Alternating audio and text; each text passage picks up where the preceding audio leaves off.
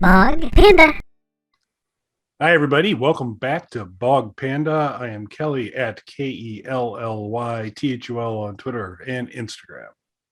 And I'm Dr. Mike at Official Pagan on everything. Make sure you guys like, subscribe, leave a comment, follow us on all the social media, send us emails, send weird care packages to our P.O. box. Do we have a P.O. box? We do not yet. Well, if we had one, send it a weird care package. Totally get one. Do all the stuff you guys need to do while you're wearing a Bog Panda t-shirt. Most definitely. Most definitely. What's the weirdest thing you've ever received in the mail? Was not prepared for this question. I've got to think back because I don't really have anything super exciting. So it's not weird, but it was our good buddy Mel who eventually got to get Immersion Sport cooking again, as she has on occasion done some spring cleaning. She goes, "Hey, here's a crap ton of cool pop culture things like an AT-AT snap together model that I have that I don't want anymore." And so, once every few years, there's this package from Mel that rolls in with some awesome like Star Wars stuff and everything in there. Nice. So not weird. But that's about all I can kind of come up with. Is this your pitch for like, hey, where's this year's package? The AT-AT came this year, so I'm not gonna. Oh, okay. I'm not gonna push. Well, late last year, but yeah, I guess she's due. She should probably. Hope you're watching, Mel. I'm waiting. Might as well get on it. So I can't imagine. So, what's the weirdest thing you've got? There's been plenty of stuff. I have to say, though, and it's still one of my favorite albums in terms of the packaging that I've ever received. There's a band called Dampier. They made an album called Ocean Clots, and they sent me a copy of it on cassette. And inside the box, it was packaged, like instead of like the popcorn you would put in a box, it was packaged in seashells. And then the actual cassette was in like a velvet bag, think like a Crown Royal bag, something along those lines, that had a band pin on it. And when you opened it up, the cassette was in a baggie inside there. And surrounding that was teeth and animal bones. Okay, that wins. I mean, it's no snap together AT-AT, but it's true. It's true. It was a good album too. So just to add to that, because they gave me like a download code for it too. I do love cassettes though, but I had a download code for it. So it's a really good record. Weird sneak in recommendation there for anybody. But if you like weird metal music, you'll enjoy it. Yeah. And speaking of weird, I don't know if it's necessarily weird, but it's absolutely fun.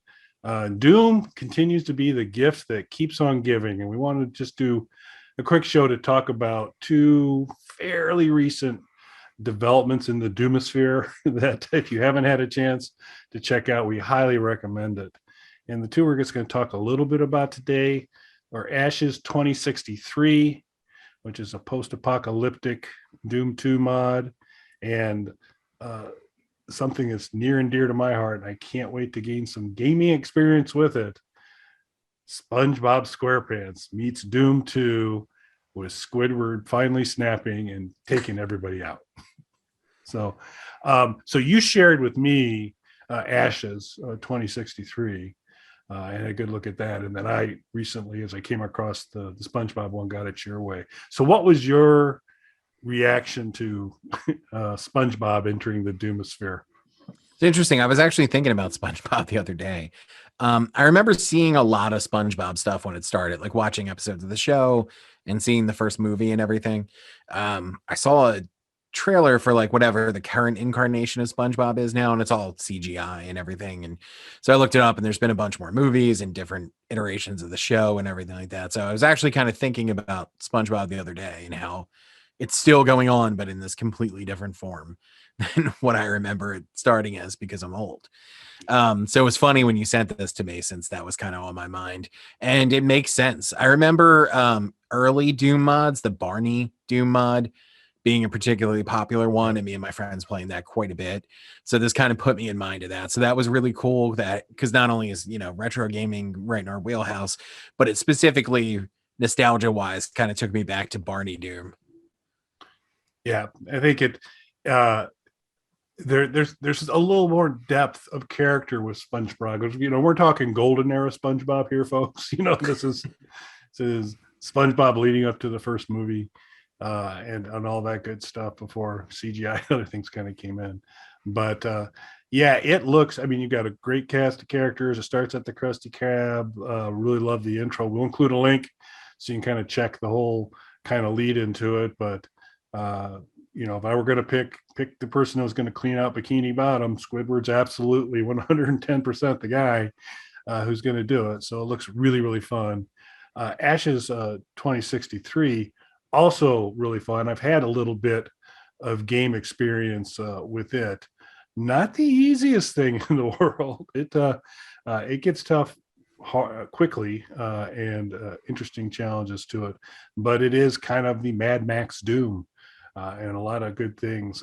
There's, I think, to a certain degree, the BioShock, which we've kind of clearly identified as being big fans of before. The atmospherics of BioShock, when you hear the person mumbling in the background, the splicer and all those types of things coming on, that creates a little more haunting environment than the fairly constant barrage of voice samples that you get in Ash's 2063. But I just could have toned that down a little bit, but that's really about the only negative I've got on the game, is kind of maybe a little overuse on the sound samples to create atmosphere. But gameplay really, really fun and intriguing. They put a lot of time in it, you can tell. And it's a free download, Ash's 2063. Go ahead and bring that down and get going. Fairly certain that's true for SpongeBob, but we just came across it and wanted to alert everybody. So we'll right away, just jump on this thing. Yeah, we said the world needs to talk more about SpongeBob Doom. So we wanted that's basically the only newsworthy thing that's happening right now. That's it. I mean, if you look across, there's not much else going on. Gets a little challenging because we record a lot of these in advance. So when this drops, you won't realize how funny what we're saying really is, or get as mad at us for what we just said. But there's actually something going on. But that Mike's not going to talk about at all. Okay, are we clear? I picked up on your subtle cues, Kelly. Yeah, good. Let's keep it that way. But would love to hear from you folks. What your favorite beyond the Barney Doom port? I just used to kind of use the level editor and kind of just build ridiculously impossible to win levels and just different kind of fun things there. But it was just the process of building and executing in that environment was just kind of fun. It was a really kind of cool way to extend the game and really bring in, you had all of these third parties, these people that just anybody who would go off and kind of create all these very, very cool mods, and you could go play them. And while those were all cool and interesting and intriguing, you get into the things that are happening now with Ash's 2063 and SpongeBob. Next level stuff. Super fun, I think. Yeah, absolutely. And personally, now, are you a big post-apocalyptic guy? I prefer not to have the part that makes it post, so I'm not pro apocalypse, I guess would be, just to kind of, go in your media. So I'm probably more steampunk than post apocalyptic. I mean, I guess steampunk to me, I've always it seems at least post apocalyptic adjacent. Yeah, I guess, I mean, a lot of times that's true.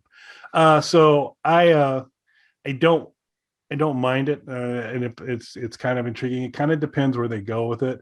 I mean, I always like Escape from New York, which is I think a pretty cool post-apocalyptic thing. And then Escape from New York 2, we were talking kind of off before the show started about Bruce Campbell. Bruce Campbell plays the Surgeon General of Beverly Hills, the demonic plastic surgeon, which is just, and you can't even recognize as Bruce Campbell because it's this hyper Botoxed face. But he's awesome in it. And that was about the only good part of that movie. But so, I mean, things like an Escape from New York, I really kind of like. And obviously the first Mad Max was really fun. The newest rendition of Mad Max I thought was really good too. How do you come down on post-apocalyptic? separately, I would probably say that I wasn't like a huge fan of it, but I did go on a kick for a while, and I think it was probably seeing the original Mad Max as a kid that kind of led me down that rabbit hole. And there's quite a few things that I really like. 3 of the Mad Max movies I think are amazing. I don't like Thunderdome. Beyond that, though, there's some that are just really, really bad looking at them now, but still having fun. I rewatched Cyborg recently. Okay. I don't know if you ever saw that, the Canon films. It's a long time ago, but I'm not unfamiliar, but I can't recall much of it either. It's weird because the movie's very bad. Like, it's very not good. All parts of it, from the special effects to the acting but you can tell, like, as an adult now looking at it, the movie, it's kind of infamous now for the backstory of it. The movie was gutted to get it down to an R rating. There's like 20 minutes or something that was cut out of it. And you can really, really tell like how choppy the editing is now, which I guess as a kid didn't occur to me. I don't know if the director's cut would make it a better movie, but it would certainly be, more fun to watch than it is now. But there is like really cool visuals in that movie though, even with all the bad effects and stuff. Like, there's elements of it they really got right. So I think there is aesthetics to the kind of whole post-apocalyptic thing that I do enjoy. A lot of anime stuff falls into that, I guess, too. Like Akira and things like that. This whole idea of, I don't know if it's post-apocalyptic, but like downtrodden futuristic cities, RoboCop and dystopia.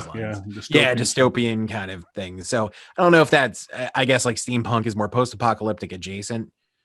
But John Carpenter, probably my favorite director. So Escape from New York is one I watch pretty regularly.